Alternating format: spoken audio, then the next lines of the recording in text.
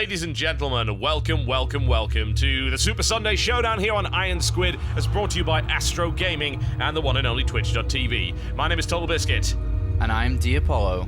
And what a show this is going to be. This may very well be the most exciting show yet in this tournament. Absolutely. This is Championship Sunday for a reason today, because we are now going to find out who is going to advance through as first and second place. And not just who advances through, but, to see whether it be a rising star such as SKMC, or whether it be the same old MVP and MC. It's all about that today.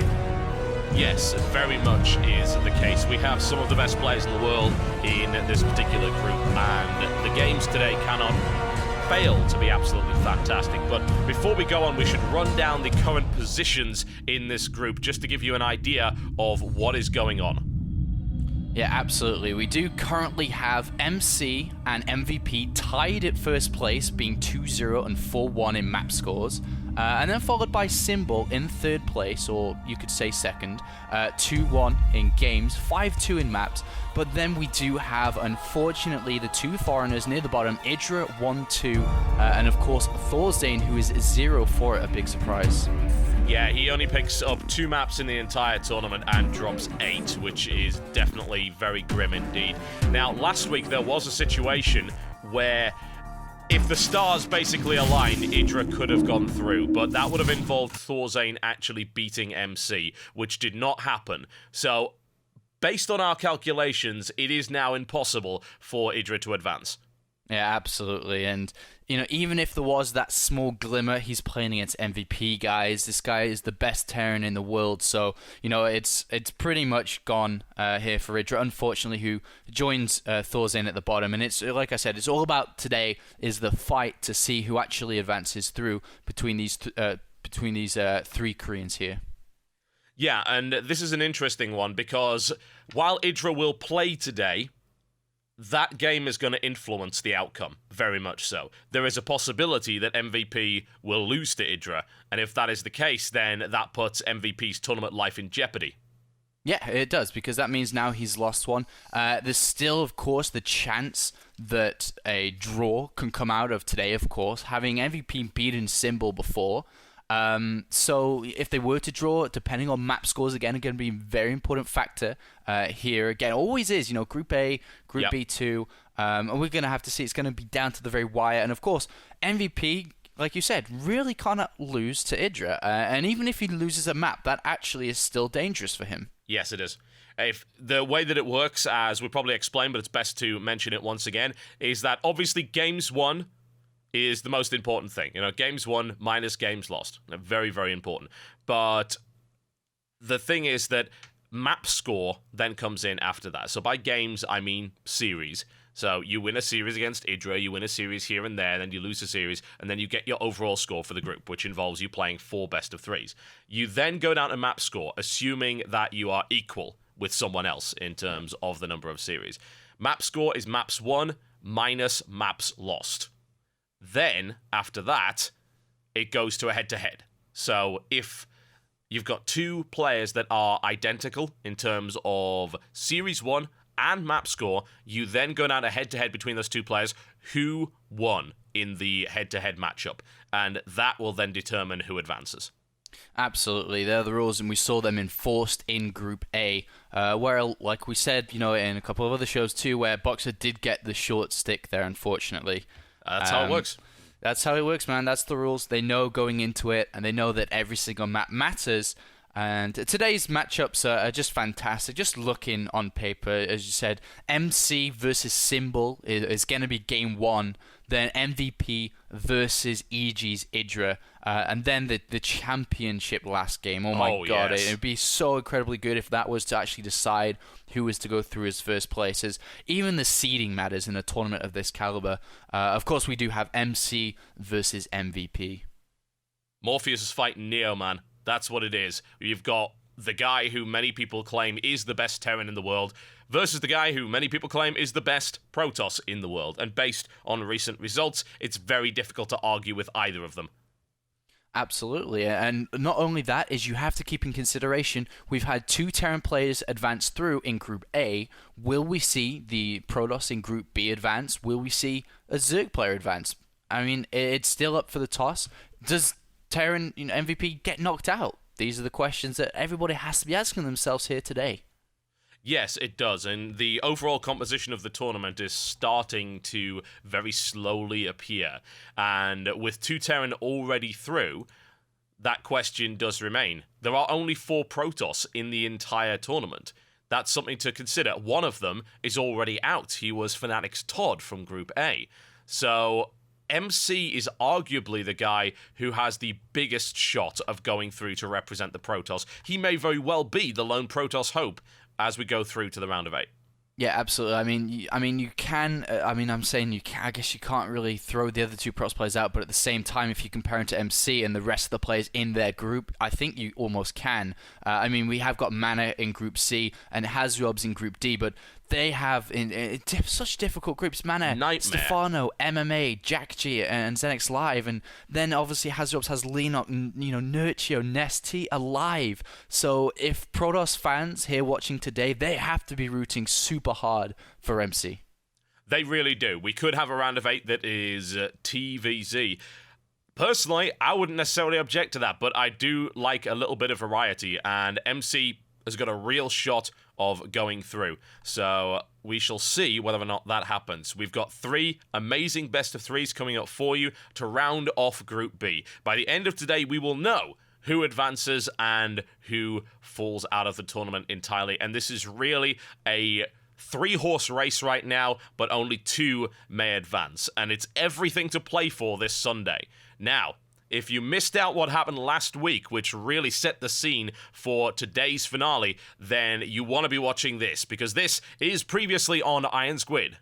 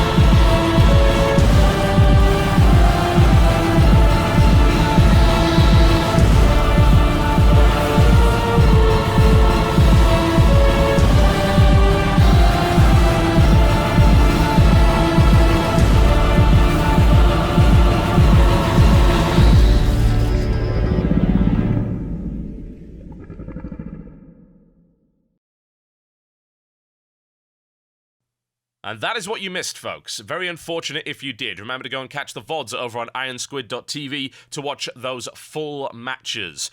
Right. What have we got coming up first?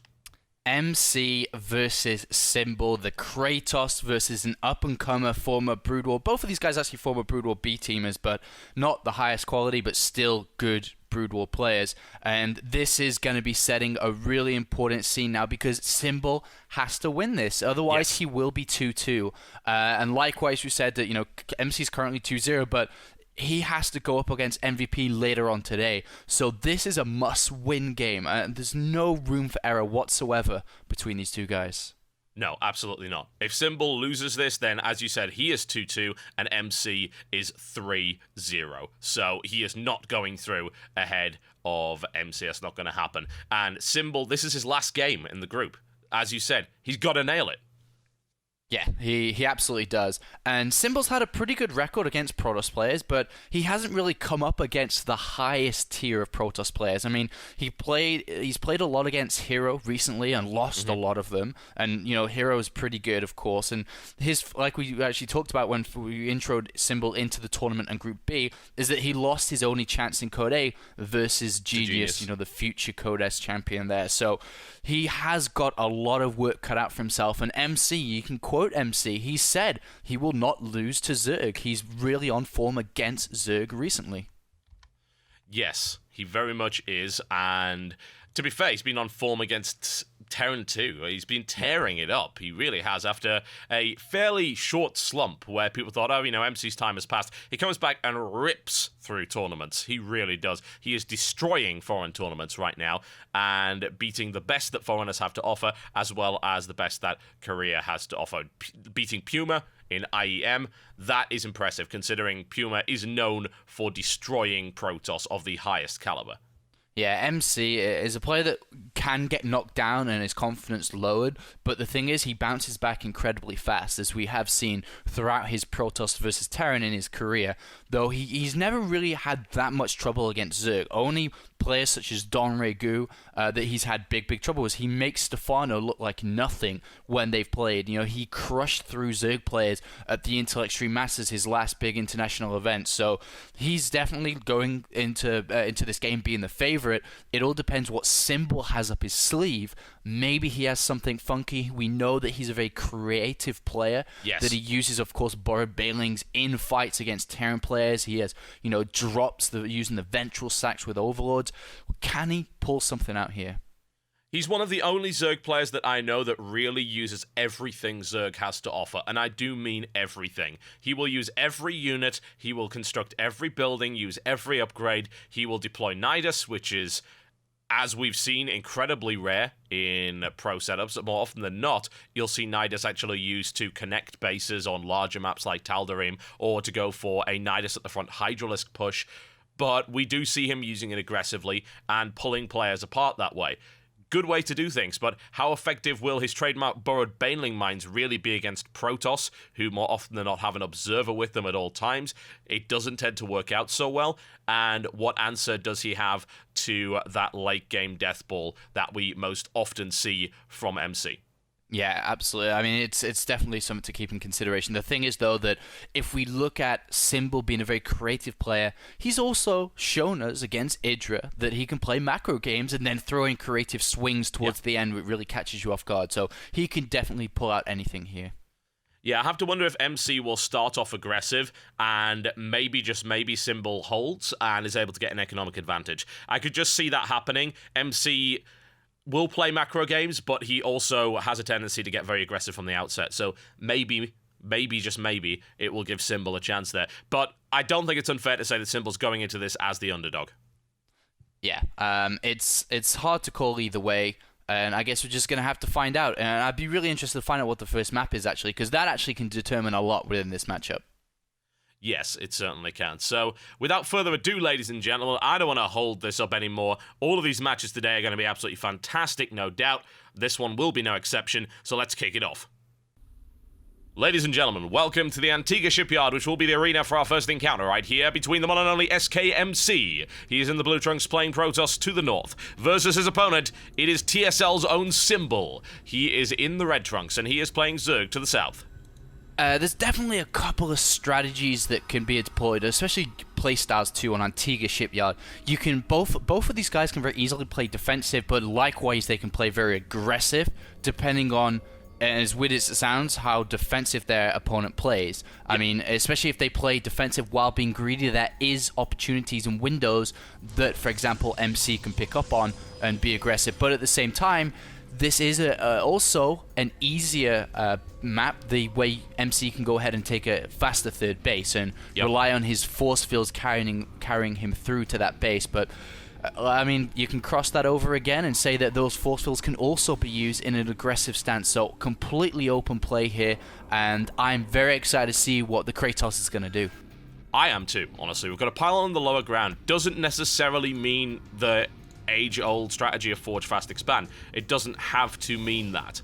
So I would love to know what's coming out here from MC. He gets the scout off one way or the other, so he's just having a look around and seeing what he can see. We've got a pool coming in from SKMC initially. Yeah, it's a 14 spawning pool going down there. Rather than the standard 15, 14 gives him the opportunity to run into the main base of MC. And it also can obviously help against any stuff on the low ground on his natural. So opening up a little bit takes a little bit of an economy hit because he's not getting that extra drone. But that's completely normal here by SKMC. MC is going to put the forge down here on 16. Actually, almost 17 there, so a little bit late. And also goes for the pylon block as well. Fairly predictable, but SKMC was already prepared for that. He did go for that pool earlier just to clean that out, and does what every Zerg seems to now do these days, especially on this map, which is to just hop over to the third and put the hatch there. Yeah, I mean, against this kind of Forge Fast Expanders, Protoss takes a really fast second base. As a Zerg player, you have to go to 3 bases eventually, therefore you might as well just take it now if you get blocked on your natural. Only 2 Lings in production, or 4 now, but they weren't made immediately as he got the Queen before, so definitely not looking to run straight at MC, so he'll be looking to get rid of that probe, clear the pylon if there is one, so that he can open himself up to take that 3rd base. Yeah, we've got MC, Photon Cannon coming down, and the pylon. The Overlord is going to see the Forge Fast Expand. It knows what's going on there. Gateway being put in there as well just to set that up. But it will avoid the ravening energies of that Photon Cannon. Up goes the Assimilator here for MC. And we're just looking for SKMC to take his 3rd hatch coming in right about now. And it's really good that SKMC's got tags on the probe, therefore he can chase it all the way back and knows that there's no pylon across the map anywhere, and already has an Overlord on the right-hand side that sees potential locations. Likewise for the left-hand side, the left Overlord moving across too. And he's going to keep the link outside the base just to see if a probe does escape again. Though the problem is, though, that MC always, well, he never gets a Zealot early on, or especially to do what I'm about to say, but he does like to get a Stalker to push out the Lings and then send a probe. So that's something that SKMC has to be wary of. Yeah, he does. He's got about 90 seconds or so before that starts to become a possibility. SKMC needs to keep an eye out for that.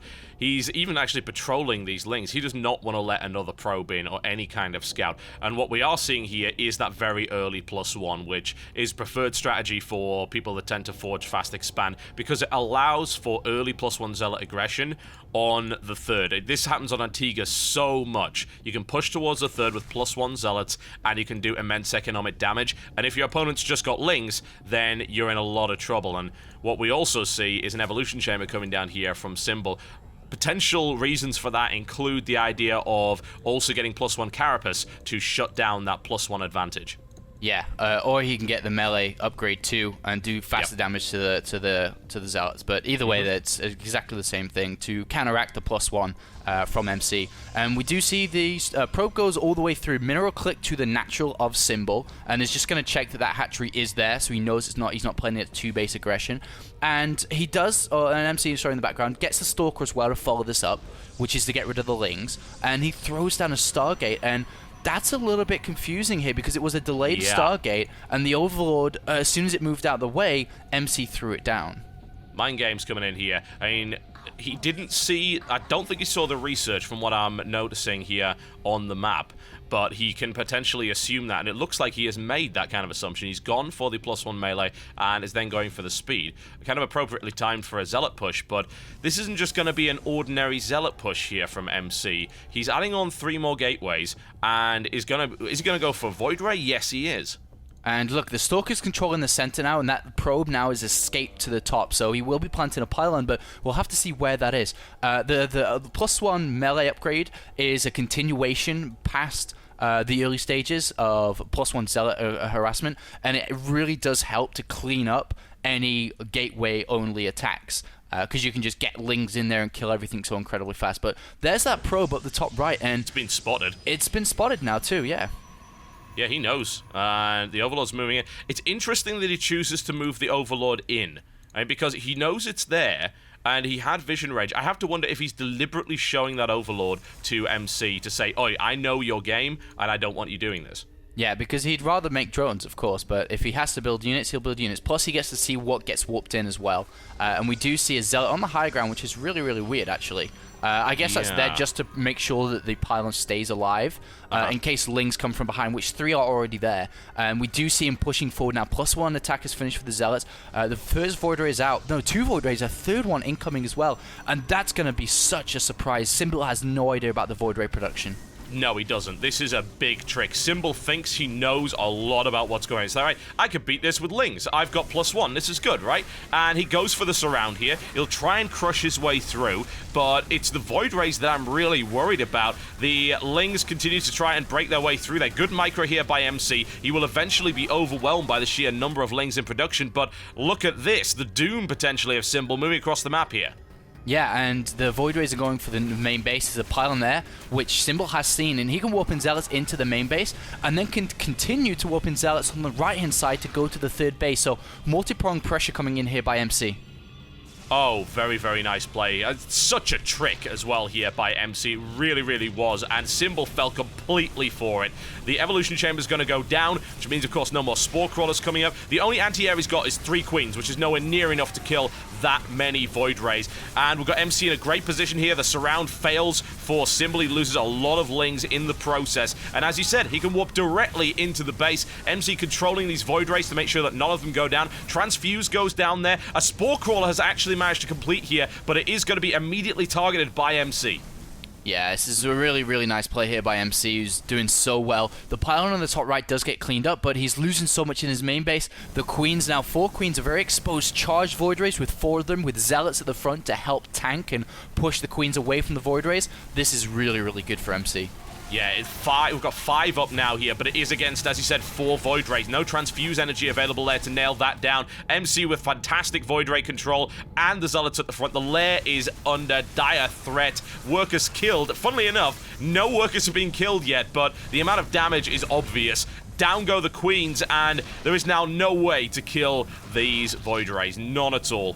Yeah, the problem is here that Symbol didn't see this coming, and now he's going to lose his lair, lose his spawning pool. He's trying to rebuild on the natural. He still has, like you said, a good drone count of 66 drones. Can easily expand somewhere else on the map if need be, but can he hold on to the natural? He's throwing down 3 Spore Crawlers as well, but MC's going to go down there very shortly. Yeah, and I don't think that many Spore Crawlers is enough, honestly. They're not well spaced out either. They are, I would say maybe 1, possibly even 2 will fire on the Void Rays, but if MC gets good position, he can start him to do damage before that happens. So, I don't know. We'll see if this ends up working out. Look at that control from the Void Rays. Absolutely fantastic. And so many Zealots now smashing their way down the ramp here, even with Void Ray fire support. Still not a single Void Ray taken out, and Zealots now making their way into the natural. Symbol is in a lot of trouble. He knows it, and there's the GG, and wow, wow, wow. There we go. MC starting off with some trickery. A sneaky, sneaky little move. And this is getting really interesting now, because if Symbol was to lose this series, that puts him at 2-2, which really says to MVP, hey, go ahead and you know, go through with MC, who would be at 3-0. So Symbol really has to pull his act together and get, you know, he should have seen this. He should have poked in the Overlord to check. Well, you can't really check the gases because no gases were taken with this build since it was pure Zealots, really. But you still should be checking to see if a Stargate has been thrown or not. And without knowing, you're naked. You have no Spore Crawlers. You have just the basic 3 Queens. And there's absolutely nothing you can do to stop this. No. Certainly not. It was a nice bit of trickery. It even was a case of MC saying, you know exactly what I'm doing, and letting him think that. And Symbol was confident going into that engagement. He really was. He had sight of the pylons. He knew what, at least he thought he knew what was going on. He even knew about this pylon down to the bottom.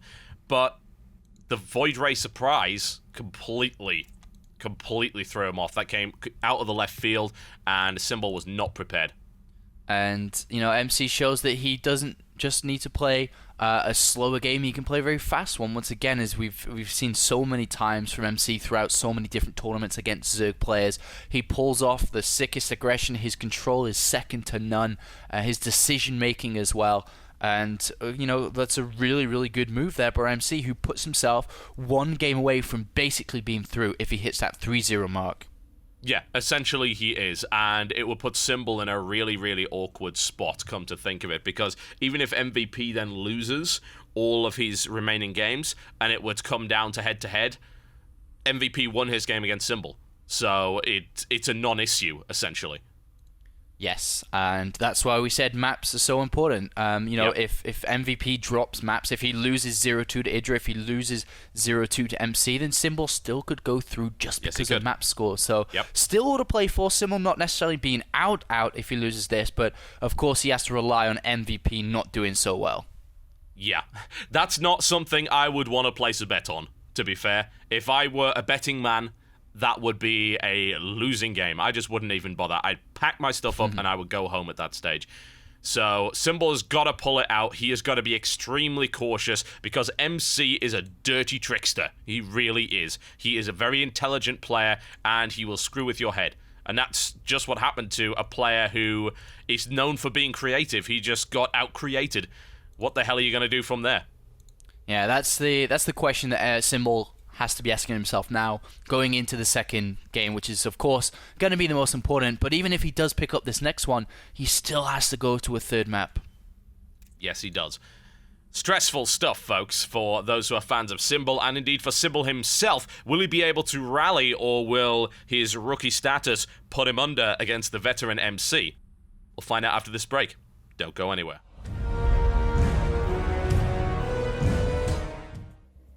Ladies and gentlemen, welcome back to this series between SKMC, he is in the blue trunks, and he is playing Protoss to the southeast, versus his opponent, it is TSL.Symbol, currently down one game, and this is a must-win series for him. He is in the red trunks playing Zerg to the northeast.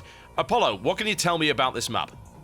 Calm before the storm. One of the biggest maps ever. It's so big. Fortunately here, both of them have spawned on the right hand side. If it's cross position, that's when it goes crazy. You actually see people like take 3 bases before they even do anything. As inside each of the players' main bases, you can see there's a natural expansion that is free to take whenever you want. So MC, could even open up Nexus first here, and likewise for Symbol, it could open up Hatchery first, but in these positions here, it actually favors MC more so than Symbol, just because if you think about the distances between bases, if MC ever did want to use Stargate play again, he has free reign to that back easy expansion of Symbol, compared to if they're playing cross position where MC almost has 0 options to harass. Yeah, that's very true, and it seems to me that choosing this map was a bit of a gamble by Symbol, because I can only imagine he would have wanted cross-position here. Yeah, absolutely. It's so important it's so more important for your game if you want to win if you had cross-position, because that means that the Protoss player, if he did want to try anything, it has to be to the extreme level where it's like double Stargate or something along those lines. But we do see a Hatchery first going down on the low ground this time around for Symbol, who's confident in defending early pressure, knows that it's a big map, so it's not really going to come, and can easily have the pocket expansion for his 5th and 6th gas whenever he does want to tech up severely. Yeah, and I'm just looking at MC right now, and he's looking like he is going to go Nexus first at the back, so there is really no risk of cannon, for instance, which is one of the big risks if you happen to go hatch first against Protoss. So things are started off fairly well here for Symbol, but MC confident in the macro game. I'm actually surprised that the metagame hasn't turned around where people go hatch first versus Protoss once again, and especially because Protoss players now have slowly but surely just squeezed in a single probe after the Forge every time. So it used to be like 12 Forge expand, safety and also the aggression possibility. And MC went 16 Forge last game. A lot of Protoss players go 15, 16 Forge, and that actually doesn't give you enough time to pile on and cannon rush. Therefore, you can get away with hatch first a lot of the time. So I actually wouldn't be surprised if the metagame did start to switch around, or maybe forcing Protoss players to go back to an earlier Forge. But that's a debate on another time, because we do actually see a gateway coming down here for MC, knowing that he doesn't need cannons. He doesn't need it because he has this ramp where he can obviously go Cybercore and Zealot rather than a Forge to defend. Yeah. I think if anyone watched the recent Lone Star Clash tournament, then In Control is possibly single-handedly responsible for the metagame not shifting, as Sleep will tell you when he lost 2-0 as a result of early cannons. Yeah, In Control's always been like that. Every single game I've seen him play, especially against Zerg, he always cannon rushes every single time, so yeah. In Control's Protoss vs Zerg. We do have... I really like the choice by MC, to go for the Gateway Cybercore because it really doesn't delay his tech. Therefore, if he wants to go for any 6, 7, 8 gates or whatever he chooses in form of aggression, it's going to hit a lot faster, like a minute faster, even more, a minute 30 faster than it would do regularly. And Symbol does have that overload there spotting this, so this is actually really good information there by Symbol. Yeah, exactly. He is well aware of the possibility of that, and this should be foremost in his mind, I think, but potentially not too much, because I think the risk against a player like MC is that you trick yourself. You make assumptions about a player knowing MC is not afraid to just pile on 7-8 gate pressure on 2 bases. And then he doesn't do that, and you mind game yourself into a bad position. So he needs to keep active with the scouting. Symbol's always been good with Overlord placement. Always. But last game we saw that one slip. He did not check the natural again for a Stargate or any kind of hidden tech. And hey, we've got yet another Stargate coming up from MC. Yeah, he had a lot of gas saved up there, like 400 gas, but building a sentry now is actually going to bring that down quite a bit. So looks like, these positions is going to really benefit MC for going for this Void Array pressure. But before we talk about that, 2 Zealots do poke up. Not really going to achieve much. Do see a Spine Crawler and knows that, alright, well, I guess the natural's a no-go area. But back to the Stargate is that, like I said, these positions for Void Ray, for multiple Void Rays, not just Phoenixes, are going to be able to harass that back of that base, that third base, so easily here. Yeah, Symbol may get a scout on this, honestly. It's in a kind of wonky spot, but if Symbol continues moving here, rather than leaving this Overlord here to spot another expansion, then which I think he's going to do, he may be able to get information on that. A couple of Zealots poke up and get easily eliminated here by Symbol's Zerglings and Queen backup, but the Void Ray is already on its way. This Overlord is not moving again, and... well, let's see if he can hold up against this. Evo Chamber has now gone down. The Spore Crawler is coming down as well. 2 Spore Crawlers, actually, from Symbol. He knows that that hatch in particular is vulnerable to potential Void Ray aggression. Yeah, and he knows that MC hasn't taken a third base and that Zealot Stalker is, of course, very low on gas. Therefore, he has gas somewhere. May even have a Spore Crawler on his front, which he does, just in case of DTs, too. And there's a cannon coming down on a pylon, so MC is going to take an expansion shortly, but the Void Ray has been revealed here, and yes, the Hydra Den is coming down this time around. This is my concern here, however, that Symbol maybe overreacts to this. He did put down 6 Spore Crawlers in total, and it's not a double Void Ray. It's only a single Void Ray backed up by 1 Phoenix. So I have to wonder here if MC suddenly pulls out of this and ends up going for a different comp.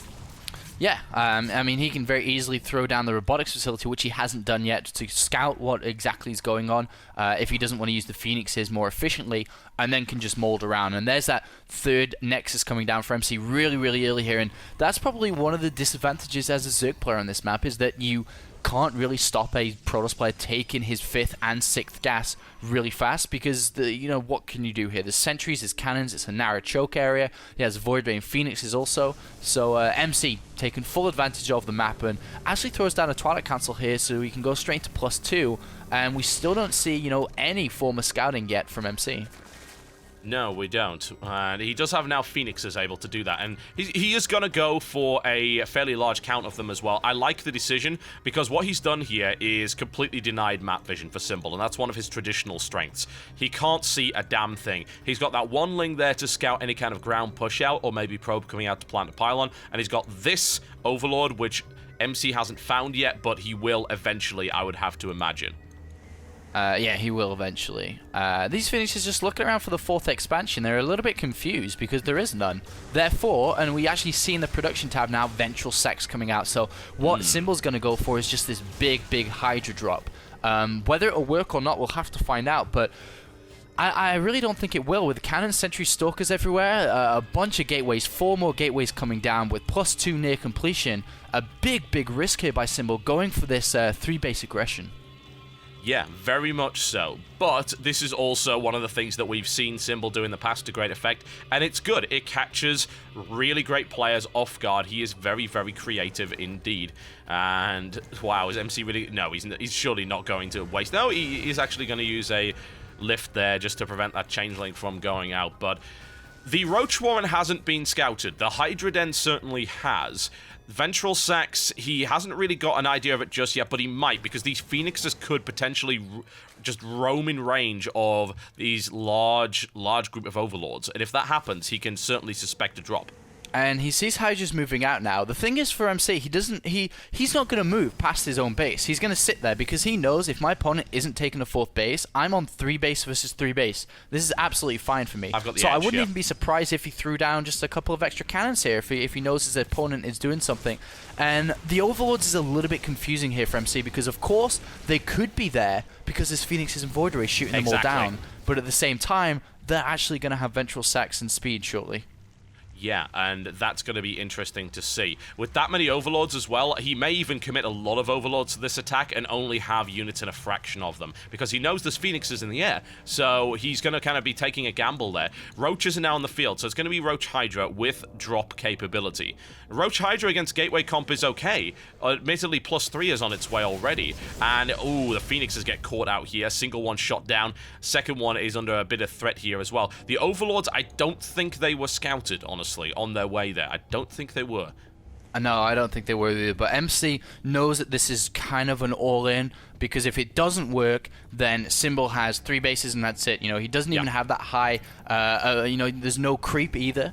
You know, there's no other bases whatsoever, so this has to work for him. There's cannons being thrown down in the back, there's Immortals coming out now as well, and so many units here from MC. I don't know how this is going to work. It's just +2 attack for Symbol, but, I mean, I guess the upgrades are okay, but into cannons in a defensive area?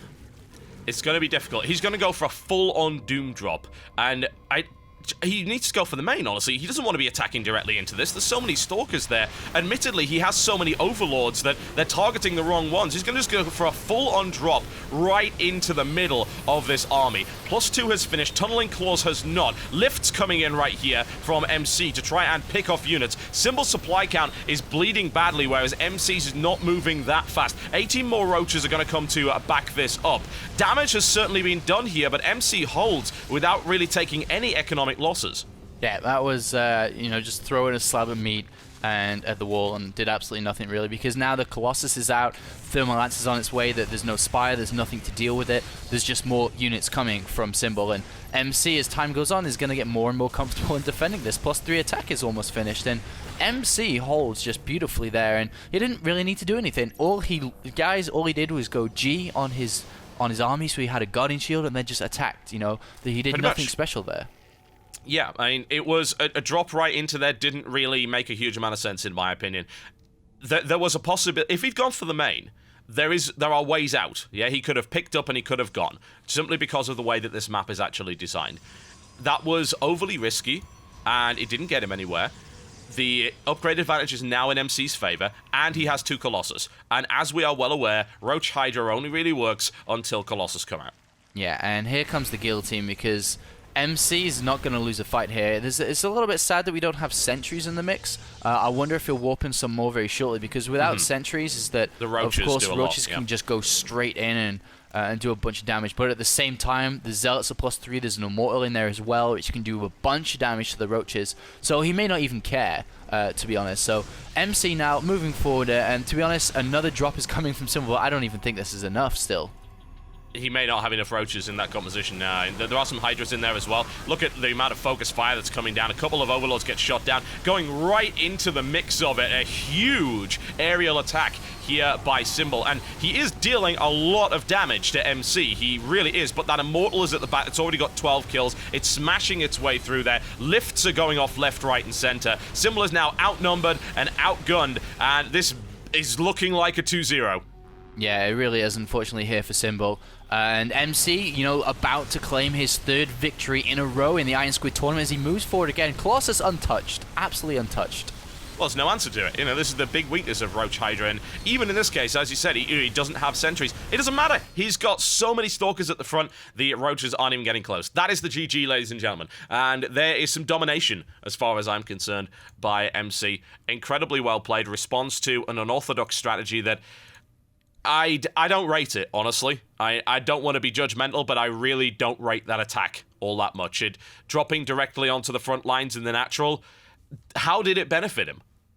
Yeah, I mean, he just He just wanted to go and try and kill MC, who he knew that MC would be on 3 bases incredibly fast without that much to back up with, but that's not really the case there, as MC had more than enough. And just thinking about the sentry adding into the army, it's actually very smart from MC there, because he's saying to everybody, he's like, the only way I could lose this, I can't lose a straight up fight. I have way too many units. The only way I could actually lose it is if he drops on top of me. With sentries there, that's a lot of wasted money. And of course, when you're only limited to X amount of gas, especially off all these gateways, all these upgrades in Colossus, that it makes perfect sense for MC just to continue with Stalker production. And unfortunately for Symbol, that actually affects his map record too, going 0-2. So he's now 2-2 wins and losses, but his map record now, if I'm correct, is 5-4, which is just positive, but I don't think that's enough, because currently, if we're thinking about MVP losing everything,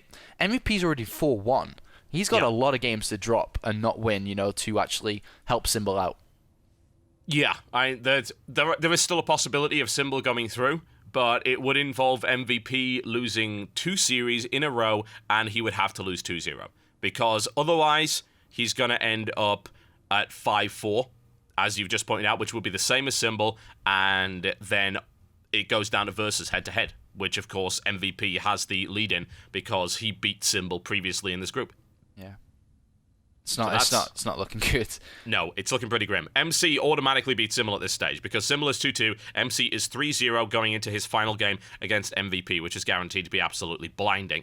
MVP has got to lose every single map today for Symbol to advance. And at the end of the day, you can feel sorry for Symbol if you like, but this was a really tough group. He is tangling with the best in the world, and it is showing. Yeah, even his cute little trickery doesn't work. He gets a little bit outplayed in game 1, and then trickery in game 2. MC slaps it down with ease. He didn't even sweat at all. He very easily accepted what was coming, and then just went with a killing strike afterwards. And, it's unfortunate for Symbol, but he hasn't even been in StarCraft 2 that long either. So there's still a lot more to come from him, I'm sure, in the future. Yeah, I'm looking forward to seeing future games from Symbol. Unfortunately, it doesn't look like they're going to be in this tournament, unless, of course, the stars align and MVP falls miserably against MC, which might happen, and EGIdrA, which is less likely. Yeah, that's really really not likely. And like you said, the next game actually, MVP versus EGIdrA. It's about time.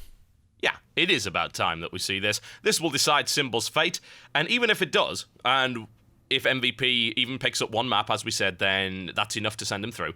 We still have an incredibly exciting fight that neither of those guys are going to back down for as the finale for this show, which will be MVP versus MC.